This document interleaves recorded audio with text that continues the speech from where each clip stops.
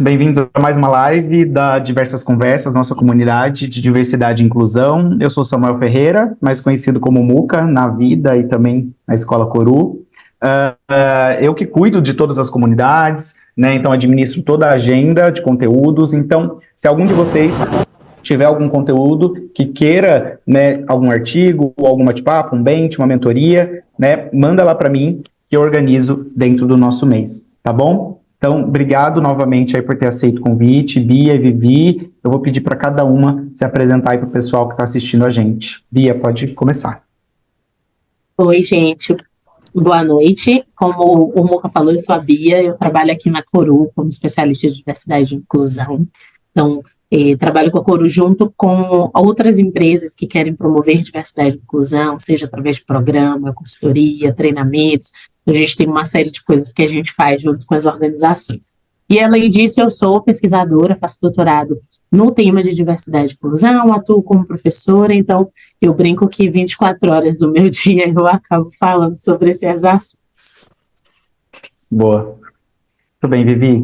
Por favor. Vamos lá, então prazer, eu sou a Vivi, né, assim como o Muca, acho que o meu nome Vivi é Vivi, quando alguém fala Viviane eu acho até estranho, eu até mudei aqui, né, que é muito natural, né, então eu sou psicóloga, né, sou formada aí há alguns anos, desde que eu me formei eu sempre atuei na área de RH, na área de gente, né, sempre passei aí por várias empresas, né, e cuidava dentro da empresa de programas de diversidade, fui responsável pela área, e hoje eu tô na Coru, né, e acho que tem sido uma oportunidade muito interessante, porque aqui a gente conhece outras realidades, né, a gente apoia aqui as empresas, né, a trabalhar esse tema, e essa vivência acho que tem contribuído muito, acho que para o meu aprendizado e para a gente oferecer aqui um melhor produto, né, um serviço para as empresas. Então, junto com a Bia aqui, a Bia do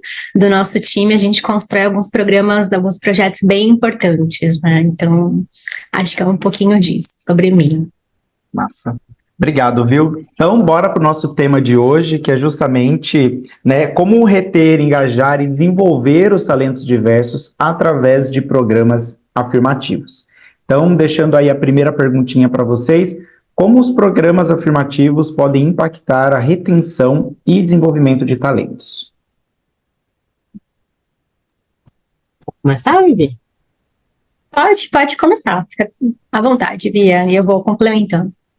Legal. Então, quando a gente fala de programa afirmativo, e aí antes de qualquer coisa, só deixando mais nítido o que a gente traz, né, como programa afirmativo, são programas que a gente faz direcionado para grupos minorizados. E aí isso pode estar associado com contratação, com promoção, com alguns benefícios específicos, e uma das ações afirmativas mais conhecidas é a lei de cotas. Então, você tem um grupo ali que socialmente está subrepresentado na sociedade, e é uma forma da gente tentar equilibrar essas diferenças. Porque às vezes a diferença é tão grande que não basta só a gente ter a intenção de fazer alguma coisa, a gente precisa fazer um pouco mais que isso. Então, quando a gente traz isso, né, essa parte do programa afirmativo, isso permite que a gente vá muito direto na realidade daquele grupo. Então, vou dar um exemplo. A área de tecnologia, tem poucas mulheres numericamente falando. Se a gente faz um programa afirmativo de contratação, ou para reter essas mulheres trabalhando na área de tecnologia na organização, eu vou olhar para características específicas que afastam e dificultam essas mulheres estarem nessa área e vou promover um programa que atinja isso. Então, tem muita chance de sucesso, né, na retenção, porque você está realmente atendendo ali aquelas necessidades daquele grupo. E trazendo um pouquinho aqui da visão organizacional, né, eu acredito muito que a gente tem uma gama de ações afirmativas, né, de programas afirmativos. Então, acho que ali a lei de cotas, né, traz a gente uma obrigação, e a primeira ação afirmativa, geralmente na empresa, é fazer a contratação de pessoas com deficiência, né, e gosto de mencionar ali, quando a gente fala nisso, a gente está falando muito em diversidade, mas não necessariamente a inclusão, né? E acho que a gente precisa falar sobre isso também, que não basta a gente contratar a pessoa, né? E depois, né? Isso eu digo tanto de vagas para mulheres, pessoas com deficiência, né? Negros. Acho que a gente tem que pensar nas ações afirmativas pós a entrada das pessoas, né? E aí, por que a gente fala ali em reter, né? Eu gosto muito de falar da palavra engajar, porque quando fala reter, parece que eu tô prendendo, né? Não sei, eu gosto sempre de tentar nesse viés positivo. Então, engajar que as pessoas queiram ficar na companhia, né? O que eu preciso fazer além de trazer diversidade para o meu time, né? A gente precisa pensar nessas ações, tanto de aceleração de carreira, de desenvolver as pessoas, como as ações da gente pensar ali na comunidade, o que eu preciso de adaptação nas minhas políticas, nos meus benefícios, né? Para que as pessoas queiram, de fato, permanecer na empresa, né? A própria representatividade é uma forma de engajamento, né? Então, eu ter pessoas na liderança, estar numa empresa em que eu tenha mulheres, eu tenha negros, tenha pessoas com deficiência na liderança, isso me dá um senso de pertencimento, eu vejo, opa, se aquela pessoa está ali, eu tenho oportunidades também, né? Então, acho que isso é uma forma de engajamento, né? De ter as pessoas. Boa. Muito bem. Eduardo, você tem alguma perguntinha? Novamente, se você não puder estar falando no momento, pode deixar uma pergunta no chat que a gente vai acompanhando, tá bom? Muito bem. Seguindo aqui nosso roteirinho, meninas, conta pra gente agora quais são os benefícios, né, de reter talentos diversos em uma organização. Eu vou pegar esse gancho da Vivi, que ela trouxe sobre esse engajamento e da gente garantir que essas pessoas fazem parte desse espaço, né? Porque quando a gente faz ação afirmativa de entrada, de contratação, a gente não necessariamente vai ver um resultado positivo da diversidade se a gente não permite que essas pessoas atuem de verdade, né? Que elas realmente consigam executar suas competências, seus desenvolvimentos, enfim, para que a gente tenha um resultado dessa variedade, porque senão a gente tem a variedade, mas não tem o resultado disso. E tem uma pesquisa que eu gosto muito, que ela faz ela investiga sobre essa percepção de inclusão para todas as pessoas colaboradoras. E às vezes as pessoas acham que quando a gente fala do benefício da diversidade, parece que é só para o grupo minorizado. Óbvio que tem um trabalho social, de certa forma, por trás, porque a gente está tentando minimizar alguns problemas sociais, mas tem benefícios diversos para a organização e para todas as pessoas colaboradoras. E essa pesquisa em específico, ela descobre isso, que a percepção de a diversidade, a inclusão das pessoas de grupos minorizados, ela aumenta o sentimento de inclusão de todo mundo, inclusive quem não faz parte daquele grupo. Então, o engajamento, a satisfação vai ter efeito para todas as pessoas que estão ali naquela organização. Não só para mim, por exemplo, eu faço parte de um grupo e aí de uma organização que tem uma ação afirmativa de retenção para mulheres negras. Para mim vai fazer muito sentido, óbvio, vai ser super importante, eu vou ter oportunidade de estar incluída naquela organização, mas o fato de ter essa variedade, que foi o que a Vivi trouxe, né, tipo, de você ver na liderança, de você sentir que você sente que aquela organização ela está preocupada com as pessoas. E isso é um ponto muito importante quando a gente fala de satisfação e engajamento de maneira geral. Então, para mim, já tem um benefício muito direto, que é com todas as pessoas colaboradoras, e a gente sabe que esse é um dos desafios de RH, né? Trazer engajamento e retenção de todo mundo de maneira geral. E quando a gente coloca a diversidade nisso, a gente tem efeitos positivos para todo mundo.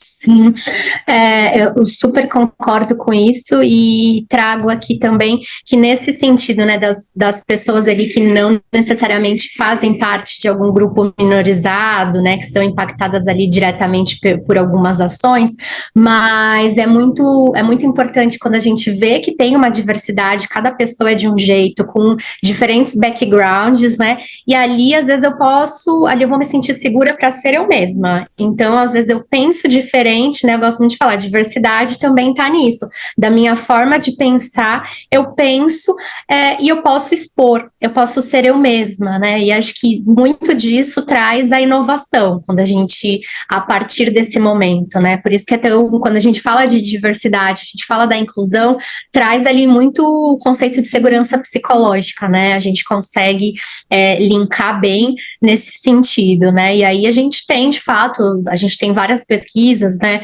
com os vários resultados do quanto que isso impacta financeiramente para a empresa, isso impacta no sentimento dos times, né? E acho que um ganho, assim, que vem muito de cara é a gente ter ali o conhecimento, né? Porque quando eu falo ali no time, a cada pessoa, né? Se eu tenho ali um turnover, principalmente, né, independente se é uma pessoa de algum grupo ou não, cada turnover, cada saída, eu tenho uma perda de conhecimento, né? Então, acho que um ganho, né, de cara, eu ter essas pessoas, eu tenho um histórico, né? Ela tá se desenvolvendo ali, ela vai servir de modelo para outras pessoas, de inspiração. Então, isso é um ganho muito importante para a organização, né? E aí, às vezes, a gente fala, parece que a gente está, quando a gente fala de atuação com grupo minorizado, parece que a gente está isolando as coisas, né? E quando a gente fala, parece que a gente está falando de um problema que é um problema só. Mas tem outras coisas, isso que a Vivi trouxe de retenção, né? Tipo, pessoas que saem turnover na organização é dinheiro que você gasta. Porque você treinou aquela pessoa, aí você tem um tempo de colocar uma pessoa para conseguir. Aí tem um tempo dessa pessoa performar, dependendo da atividade, você vai precisar fazer um treinamento intenso. Então, sair um pouco dessa caixa de que a gente está fazendo só pelo grupo, e que legal, a gente está fazendo pelo grupo, mas como isso tem benefício generalizado. Não, com certeza. Muito bem, e eu acho que casa muito com a próxima pergunta, né, que seriam as estratégias, né, quais são elas, né, que podem ser utilizadas justamente para reter, engajar os talentos aí diversos na companhia. Quer começar? Posso trazer, sim. Assim, a gente trouxe um pouquinho ali, né, que quando eu começo a falar de estratégias, né, de programas afirmativos, a gente parte ali das vagas, né, acho que esse é um ponto mais conhecido, tem as vagas afirmativas, a gente passa ali pelos programas de desenvolvimento de talentos, a gente tem falado bastante sobre isso, a gente na Coru tem trabalhado muito sobre os programas de mentoria, né, para capacitar, né, as pessoas dos grupos para que elas estejam ali em par de, né, eu acredito não, são ações de equidade, né, não adianta às vezes na empresa a gente falar, não, mas aqui dentro todo mundo é igual, né, a gente trata todo mundo igual, mas aí eu estou desconsiderando todo um background, né, então eu acredito que para que a gente tenha ali um par, né, de igualdade, eu preciso, de fato, tratar as pessoas, né, de forma diferente para garantir que aí sim eu estou colocando todo mundo com as mesmas oportunidades. Né? Sim.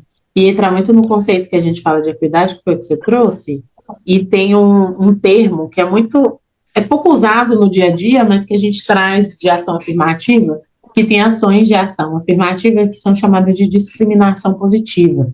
E eu acho que isso traz bem esse conceito de que a ideia de que eu preciso criar uma separação aqui de como eu estou fazendo as coisas para garantir que as pessoas tenham condições e aí eu tenho uma igualdade. Então, não é uma discriminação para a pessoa não acessar ou para ela não estar envolvida naquele processo, mas entender que essa diferença ela não é prejudicial para o grupo majoritário, porque às vezes tem essa percepção, especialmente quem faz parte do grupo, de que ele está perdendo a oportunidade, de que ele está sendo minorizado, né? Como se a gente fosse fazer uma inversão das coisas, e não é. É porque o problema é tão grande, normalmente, quando a gente fala dos grupos, especialmente no Brasil, acho que todos os grupos que a gente trata de grupo minorizado têm problemas, assim, profundos para se resolver. Então, infelizmente, eu não consigo, por exemplo, estou numa fábrica, trabalho ali com muita gente da área de engenharia.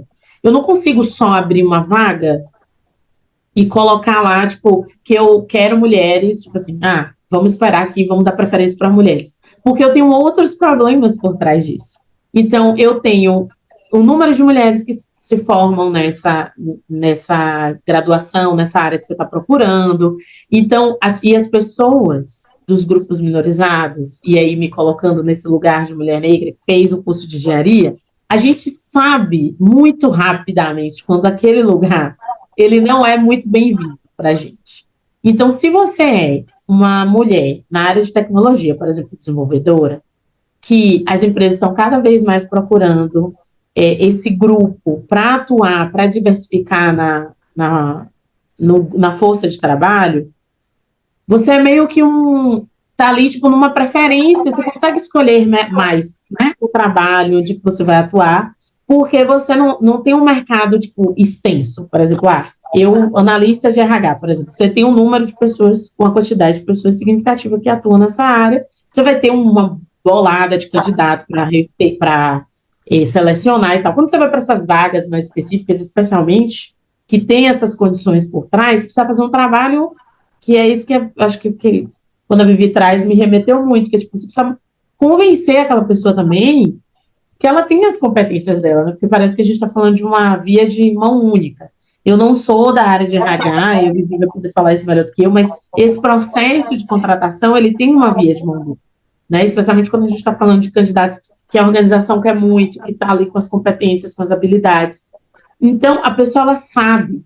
Eu lembro que uma vez eu trabalhei com um projeto de contratação de pessoas com deficiência e a gente contrata uma consultoria para conversar sobre isso, né? Como é que eu acesso as pessoas, como é que eu divulgo as vagas. E a consultoria falou assim, Bia, a pessoa com deficiência, ela sabe quando é uma vaga só para cota. E se sua vaga for só para cota, você vai ter muita dificuldade de acessar esses profissionais. Porque eles sabem, por causa dessa experiência, fazendo parte desse grupo. Então, como é que a empresa se posiciona, quem são as pessoas que estão ali. Eu lembro que quando eu estava procurando trabalho, quando eu saí de engenharia, né, terminei a graduação, eu me candidatava para os trainees e eu evitava todos os trainees que eu via fotos só de pessoas brancas. Porque dá trabalho você se candidatar no processo, né? Eu falava assim, só tem foto de pessoas brancas, então já não devo ser selecionada aqui, já tem um filtro aí que me pega, e como vai dar muito trabalho me inscrever, fazer prova, me preparar para o processo, eu vou focar nas que eu acho que eu tenho mais chance do que gastar essa energia. Então, isso também é importante, né? A gente não está só acessando pessoas que estão ali implorando para uma vaga, mas a gente tem pessoas também nesses grupos que são muito qualificadas e que vão ter essa noção de, tipo, né, esse espaço aqui, ele não vai fazer sentido para mim, eu tenho oportunidade para outro espaço que talvez faça mais sentido para mim, eu vou escolher a outra empresa. Por isso que eu acho que tem que estar muito linkado com isso as outras ações, né? Então, não adianta só a gente contratar, mas eu tenho que pensar ali o que vai engajar essas pessoas a ficarem, né? Não adianta voltar no discurso de não, todos somos tratados iguais, mas a gente sabe que as pessoas têm necessidades diferentes, né? Assim, acho que muito comum, mulheres, não adianta eu pegar uma mulher da nossa idade, mais ou menos em torno de uns 30 anos, e falar, não, você tem a mesma chance de ser uma liderança aqui na empresa do que um homem, né? Acho que assim, a gente como mulher, a gente pensa muitas vezes se a gente vai querer ser mãe ou se a gente vai querer continuar a carreira, o quanto que isso impacta. Então, acho que para de fato a gente poder garantir ali que as duas pessoas tenham não vou nem dizer oportunidades iguais, porque nunca é igual, mas eu acredito que ali oportunidades mais ou menos parecidas, né? A gente precisa ter benefícios dentro da empresa que contribuem para isso. Então, é importante que eu traga, até na última experiência que eu tive, a gente falava muito isso. A gente fala da licença maternidade, então era uma empresa, né, a empresa cidadã, que tem ali os 180 dias, e falou, mas não basta só a gente criar benefícios e a gente garantir ali que a mãe vai poder sair pelos 6 meses. Quando a gente olha para a carreira, nas avaliações de desempenho, tem um impacto, né, aquela saída ali, aqueles 6 meses, né, eu já vi muitos casos do líder falar, putz, como é que eu avalio essa pessoa? E agora? Na hora de receber um mérito, será que ela recebe o mérito ou a liderança vai priorizar o rapaz que estava aqui, né, semana passada? Então, tem um pouco disso. Por isso que eu acredito muito que quando a gente fala em licença parentalidade, quando eu estou falando da paternidade, a gente trazer ali, aumentar o tempo de licença, paternidade, é uma forma de equidade. Então, eu estou fazendo isso, né, na minha visão, é uma ação afirmativa, porque se eu tenho uma pessoa, um pai que exerce ali a presença, não fica tão pesado para a mãe, né? Então, o pai vai sair de licença, a mãe também, e não vai ser só ali a gente como pária, né, de ficou afastada há 6 meses. Não, é normal, é natural, os homens saem também, né? E quando a gente fala ali da divisão de atividades, então a gente incentivar dentro da empresa ali que os pais sejam presentes, que os pais vão à consulta dos filhos, a gente tira ali uma sobrecarga da mulher, né? Então ali são ações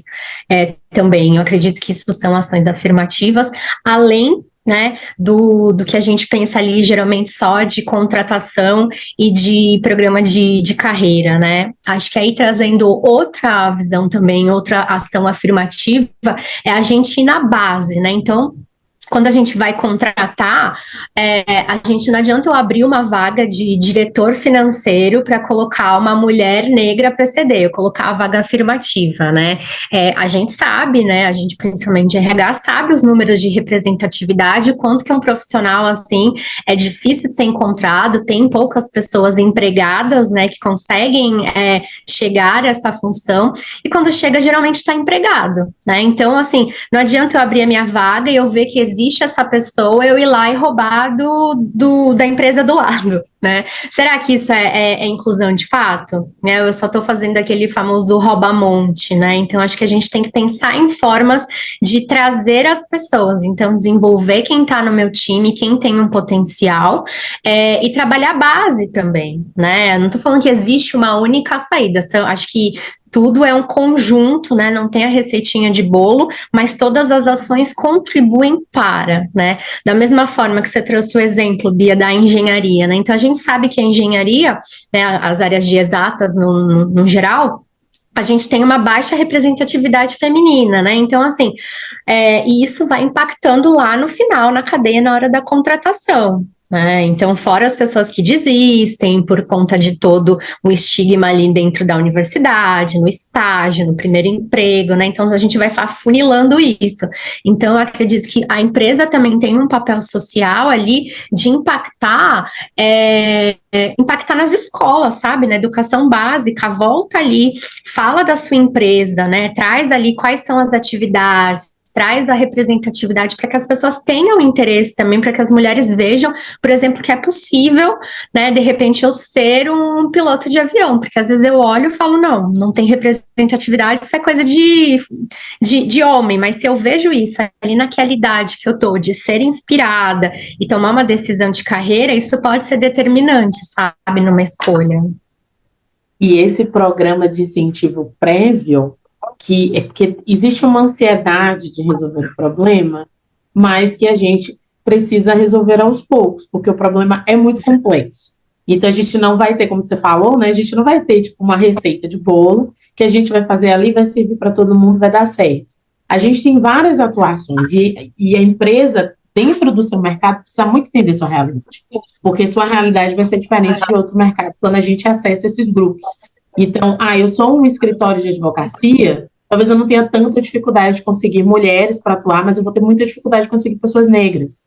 Então, o que é o calo ali, né? Qual é a pedra do meu sapato nesse mercado, nessa formação, e o quanto eu tenho de poder nessa atuação prévia que você trouxe, Vivi. Eu vejo muito, tem alguns bancos que fazem essa ação, tipo assim, vão nas universidades e, mulheres no mercado financeiro. Então, você está ali no curso de administração, de economia, que já essas mulheres vão estar formadas e você pode ter esse programa exclusivo para mulheres, para desenvolver no estágio, para que elas já tenham interesse pela área, para que elas ganhem esse desenvolvimento técnico também nessa experiência, que vai ajudar você a resolver talvez um problema de gap, não só de diversidade, mas de contratação daqui a 3 anos.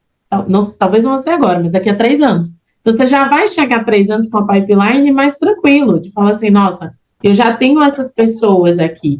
Então, eu lembro que quando eu estava na escola, tinha um projeto de uma empresa de energia lá em Salvador, que quando a pessoa passava no SESI, para estudar no SESI, eles faziam uma parceria, porque o SESI, o Senai, né, tem a formação técnica depois, né, no terceiro ano, eles faziam uma parceria que, tipo, os 3 melhores colocados na prova recebiam uma bolsa de estudo e eles meio que assinavam a carteira como se fosse aprendiz e a pessoa já ia direto para o estágio. Eu tenho um amigo que trabalha lá há 10 anos, assim, ele tinha, tipo, 5 anos de formado, ele já tinha ali um tempo de carteira. Para ele foi ótimo, ele já entrou acessando, ele teve benefício para continuar estudando, porque ele tinha uma ajuda de custo. Não foi com 20 pessoas, mas assim, todo ano eles faziam isso de 3 em 3 pessoas, e certamente, se esse programa, por exemplo, é direcionado a pessoas de baixa renda, é direcionado a grupos, você consegue ter essas pessoas, inclusive, por muito mais tempo na organização, porque pensa em a relação que a pessoa vai ter com essa organização, tendo esse tipo de impacto, né? E, enfim, quando você falou da paternidade, eu lembro de um caso de um amigo meu, e aí a importância disso, né? De equilibrar esse giro. Ele tinha 3 meses, se eu não me engano, a empresa que ele trabalhava, acho que era 180 dias. Ele tinha aquele tempo de licença maternidade e era flexível. Então, ele não saía. Aí, o que ele fez? Ele, junto com a esposa, aí ele saiu quando ela teve o bebê, por causa dos primeiros dias, que é muito difícil. Aí, ele tirou, tipo assim, 1 mês. Aí, ele voltou. Quando ela voltou da licença dela, que era 6 meses, ele tirou o restante para ela poder voltar tranquilo. Porque aí ele estava 100% focado na criança e ela conseguisse se ajustar ali, porque é um tanto de informação que a pessoa perde, né? E aí, como isso foi importante, eles estavam em empresas diferentes. Mas a ação dessa empresa impactou muito na realidade dessa mulher em outra empresa, que tinha uma licença maternidade de 6 meses também. E, ao mesmo tempo, tem um exemplo negativo quando isso não acontece, que foi, eu trabalhei numa fábrica, que a mulher que era responsável, gerente de segurança, saúde e segurança da fábrica, ela teve bebê, tinha direito aos 6 meses, quando deu 4 meses ela voltou. E a gente falou assim, nossa, mas você já voltou? Ela falou, gente, não tem condições. Tipo assim, eu não tinha condições de não voltar.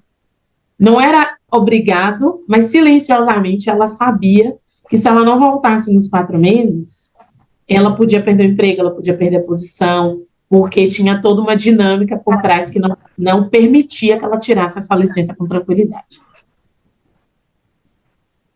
Eu acho que isso fica bem evidente, assim, a questão do próprio engajamento, né? Acho que ao passo que a gente tem uma situação dessa, a pessoa está preocupada ali com essa questão de reter, mas será que ela tá ali feliz na empresa, né? Assim, o quanto que isso impacta ali em outros indicadores, sabe? Eu acho que é importante a gente ter esse ponto de vista.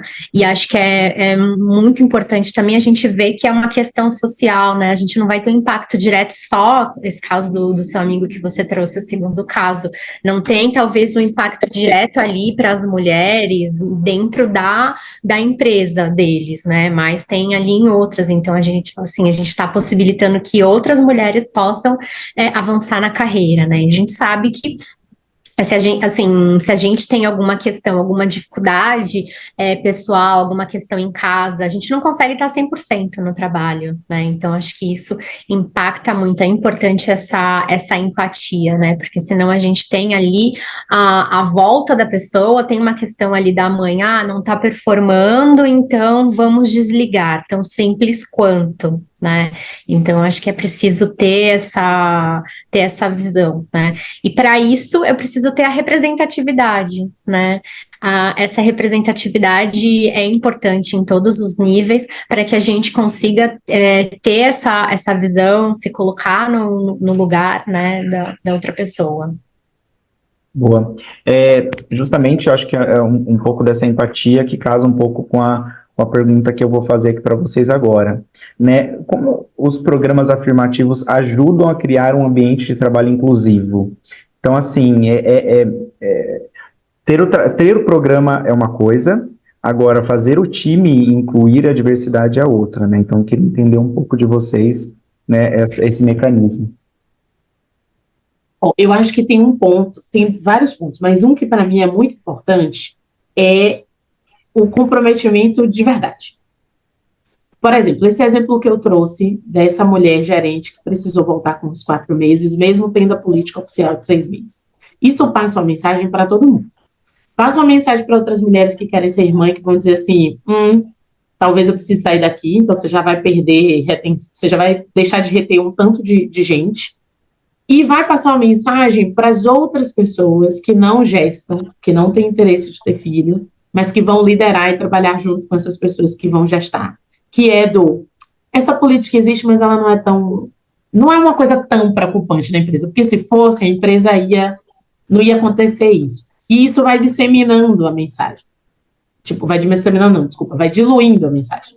Essa mensagem vai sendo diluída, e aí o comportamento das pessoas vai muito emanada nesse sentido, né? Então, esse processo de conscientização e de comprometimento da organização é muito importante. Porque eu sou muito da filosofia de tem coisa que é chato, que é difícil, que a gente precisa se preparar, se ajustar, mas a gente faz, né? Nem tudo que a gente se comporta e executa numa organização seria se você tomasse a decisão sozinho. Tem coisa que você fala assim, eu gostaria de fazer diferente. Mas a organização tem um posicionamento que está explícito, está explicado, faz sentido num todo, e você, quando está ali naquele contrato, né, mesmo que seja um contrato social com aquela organização, você está entendendo aquela política, aqueles valores, aquela cultura. Então, quando a organização se compromete, ela passa uma mensagem muito nítida para as pessoas de que aquele lugar é um lugar que isso é importante e respeitado. E que mesmo que ela tenha entrado na organização sem ter consciência disso, ela vai aos poucos entendendo. E o processo de conscientização é mais longo mesmo, mas não só o treinamento, mas a vivência com as coisas na prática acontecendo, vai fazendo com que todo mundo entre naquele sentimento de que aquilo faz sentido, de que aquilo precisa ser levado a sério, e isso vai aumentar a inclusão. Porque se o meu chefe vê esse comportamento e eu saio de licença e ele começa a ter uma expectativa de que se eu tirei 6 meses é porque eu não estou comprometida com o trabalho, porque se eu tivesse eu fazia igual a outra colega e voltava com 4 meses, certamente isso vai ter um impacto de inclusão para mim em vários sentidos, né? Eu já vi depoimento de mulheres que falaram assim, eu tinha um chefe que estava preocupado com a inclusão dela nesse processo, falava assim, olha, eu vou te mandar updates, não é para você trabalhar, só para você ficar tranquila sabendo o que está acontecendo na organização. E ele falava assim, olha, agora a gente fez uma mudança, mas está tudo tranquilo aqui, sua posição está aqui. Então, era uma forma de tranquilizar essa mulher nesses 6 meses, que não era, estou te dando trabalho, mas estou te contando porque as mudanças estão acontecendo, você vai voltar já mais inteirada, já vai ser mais, já vai ser menos difícil esse retorno, você sabendo o que aconteceu ao longo desse tempo. Então, acho que esse comprometimento e essa conscientização é um dos pontos cruciais para criar esse ambiente. Então, para mim, tem muito a ver com esse como, muito do que a Vivi trouxe das estratégias, o como a gente faz, né? Não só o programa, mas como a gente faz esse programa. Boa, exatamente. Acho que uma forma é mostrar os resultados, né, o quanto, assim, atrelar isso, o quanto que está tendo impacto os programas que a gente está fazendo nos resultados ali. Então, resultados básicos de turnover, resultados de pesquisa de clima, né, porque acho que isso a gente vai ver ali, então, os pedidos de desligamento voluntários, né, enfim, acho que a gente tem diversos indicadores ali dentro do RH, e muito como a Bia colocou, a cultura é aquilo que acontece no dia a dia da empresa, né?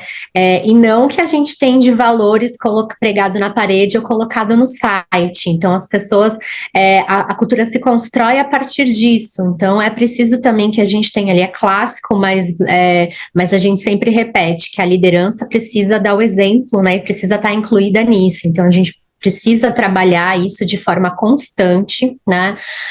Trabalhar diversidade na empresa não é algo que a gente faz e acabou, e pronto, fiz 2 programas, tá tudo certo. Não, é algo constante, é uma evolução de cultura, né? E acho que isso é muito feito aos pouquinhos e nunca acaba, né? Então a gente faz um trabalho aqui, colhe os resultados, a gente tem que ouvir as pessoas, então isso é muito importante. A gente está criando programas, criando ações, né?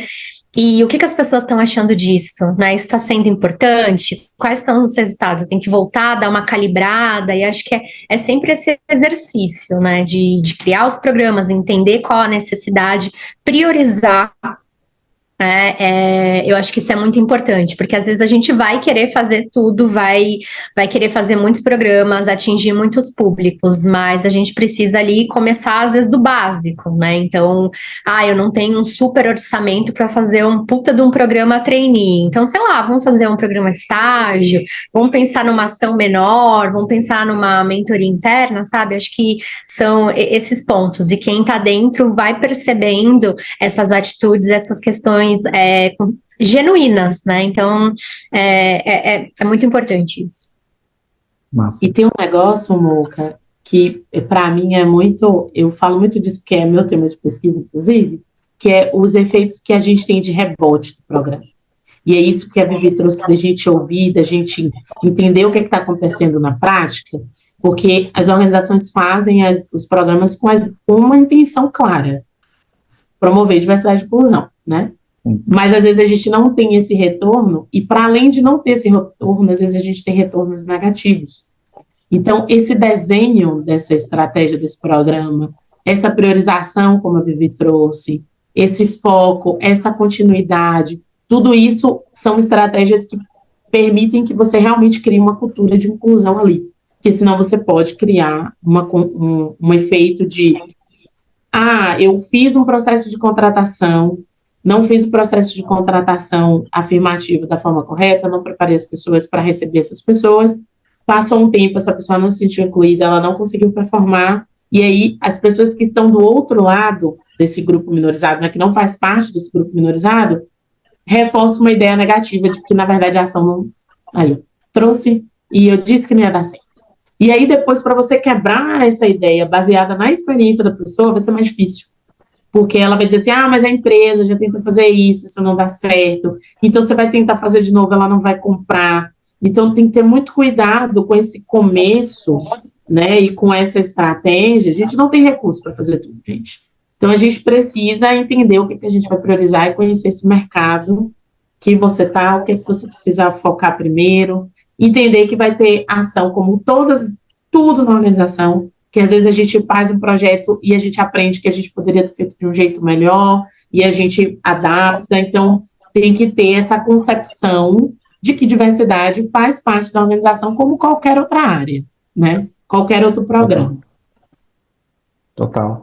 Muito bom. Pensar ali desculpa, Muca, não, imagina, só complementar aqui, é pensar em toda a jornada desse colaborador, né? Assim como a gente pensa ali na jornada de todos os colaboradores, eu preciso pensar na jornada desse colaborador que eu estou fazendo uma ação afirmativa, né? Não é só pôr para dentro e colocar um treinamento, né? Mas quais os efeitos disso, né? Como que estão as minhas promoções, como que isso está refletindo, como que as avaliações de desempenho, né, estão aí, como que a diversidade está incluída nisso, né?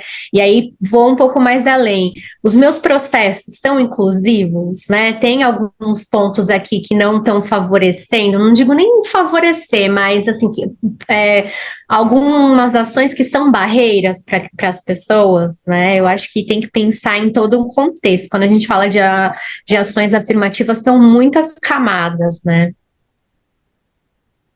Muito bem. E como que a organização mede o engajamento, né, desses talentos?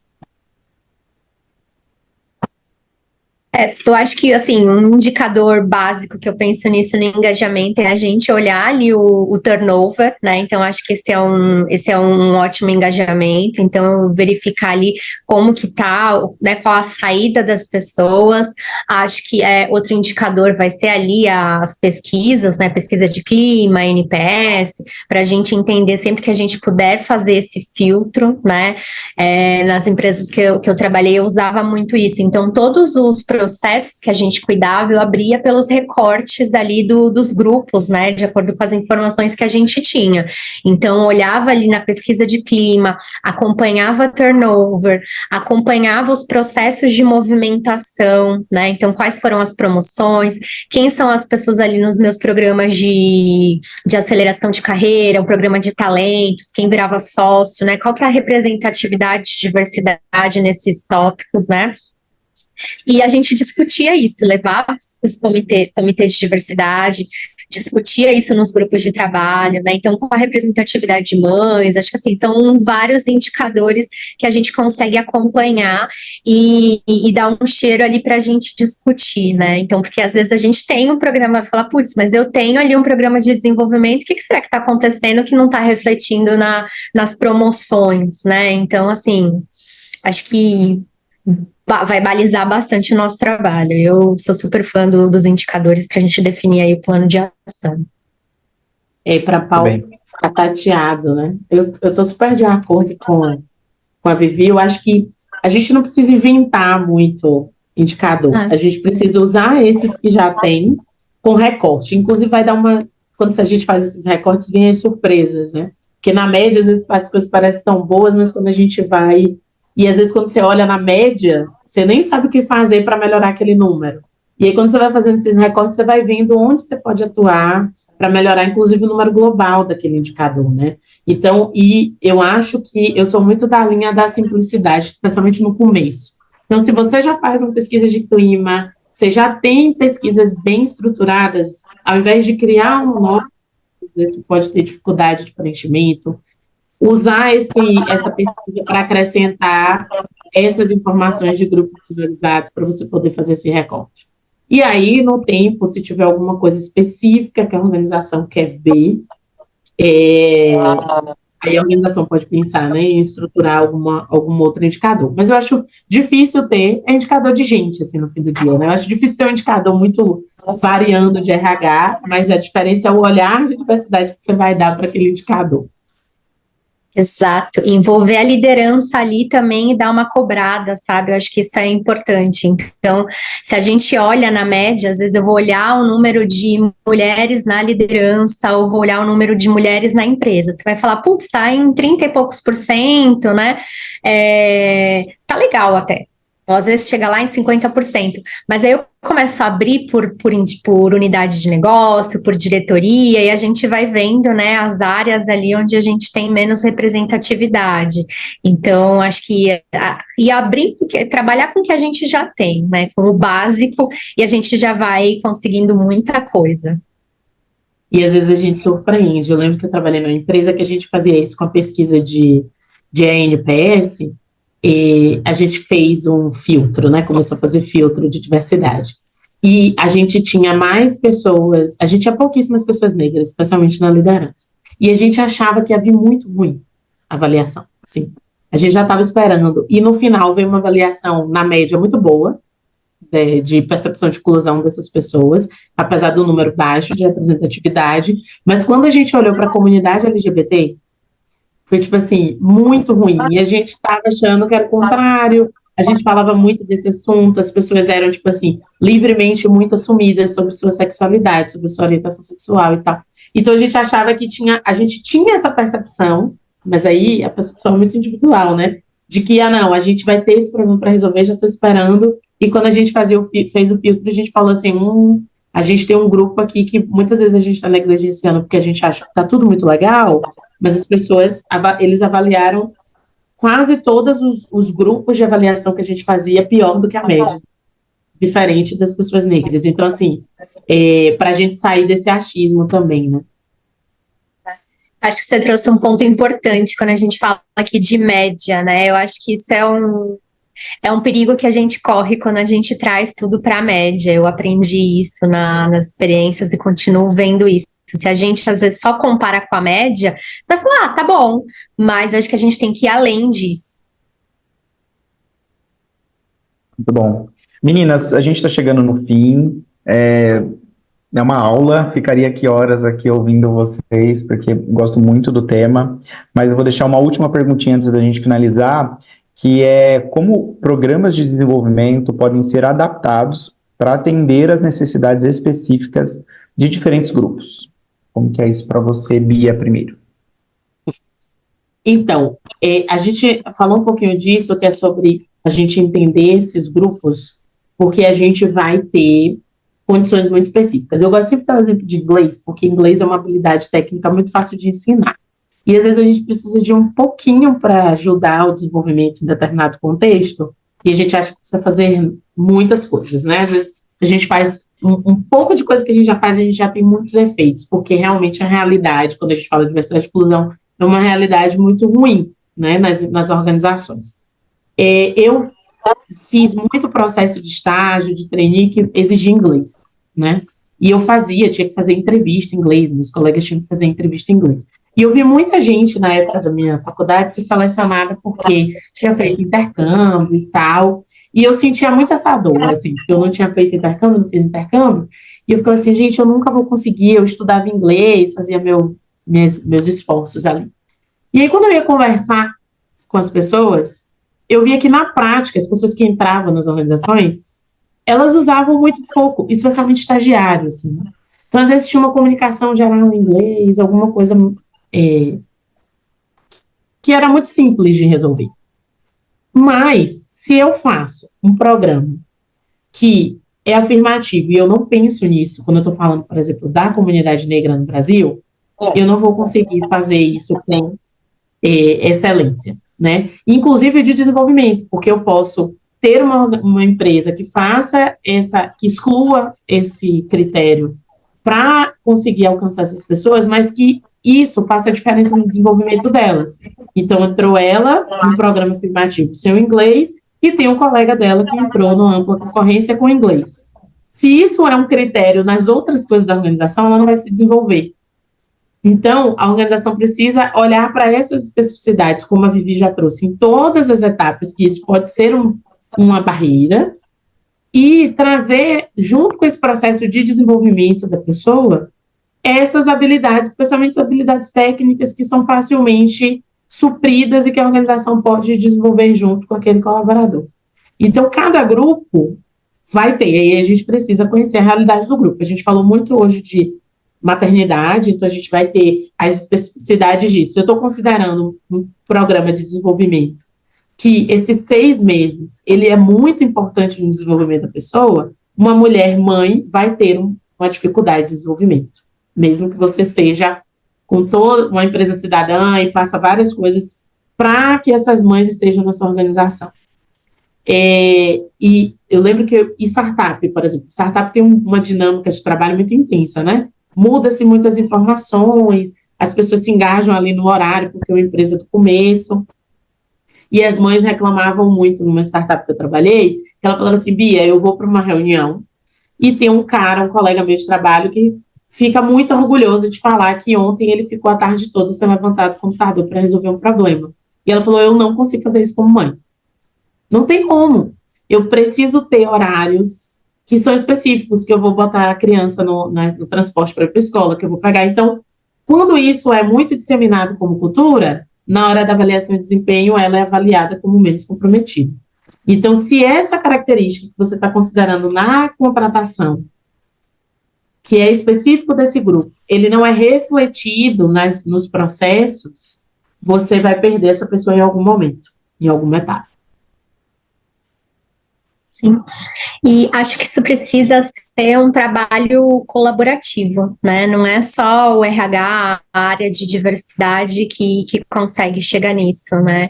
Eu sempre falo que a área de diversidade ela é uma grande facilitadora para os processos, para a inclusão, mas a gente precisa ali de outras pessoas envolvidas de todas as áreas, né, tendo esses insights em conjunto, né, acho que isso faz as pessoas conscientizarem, não é só o RH bater na porta e falar, olha, a gente precisa rever o seu processo por causa disso, então a pessoa precisa, a tomadora de decisão tem que estar junto nessa conversa, né, aí volto a falar da representatividade, é muito diferente, assim, claro que a gente consegue pensar em algumas situações, né, que podem ser ali barreiras, mas faz toda a diferença.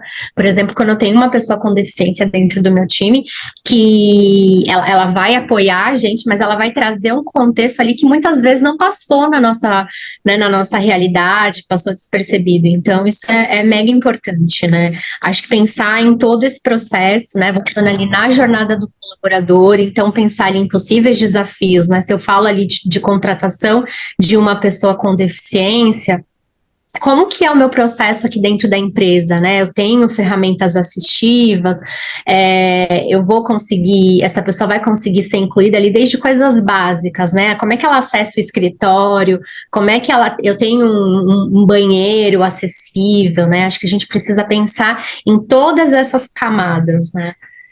E o ideal é você ter tem coisa que vai surgir, né? A gente não tem como considerar que não vai surgir, mas tem coisa, essa preparação prévia, né? Essa preparação prévia ficar redundante, mas essa preparação ela é muito importante.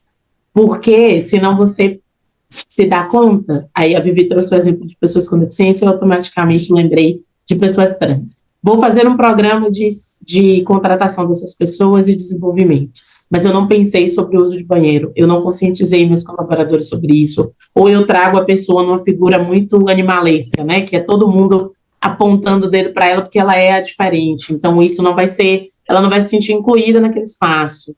Então, a ideia de que todo mundo vai saber que aquela pessoa ela vira a pessoa trans daquele departamento, ela não é a pessoa que trabalha naquele departamento, todo mundo é a pessoa que trabalha naquele departamento, mas ela é a pessoa, então pode virar uns estigmas, e aí você atrapalha a inclusão, atrapalha o desenvolvimento, e aí se essas pessoas, liderança, a Vivi falou isso mais cedo também, a liderança não está preparada para entender e receber essas pessoas que têm condições específicas por conta da sua realidade, ela vai permitir muitas coisas acontecendo dentro do time dela e não vai conseguir dar apoio, porque a pessoa vai chegar muitas vezes para a liderança, porque a lógica é essa, né? Você entrou, tem sua relação com a liderança, e aí você passa por uma questão, você não vai, né?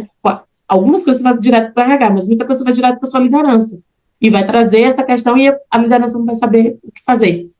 Então, você não vai conseguir apoiar aquela pessoa, e aí no final, e eu ainda digo que eu acho que, dependendo de como você faz, é danoso. Assim, é mais do que só não deu certo para a organização. É danoso para aquela pessoa pode sair com burnout, aquela pessoa pode sair com um problema psicológico muito grande, porque ela se sentiu agredida, ela se sentiu assediada por um tempo naquele emprego.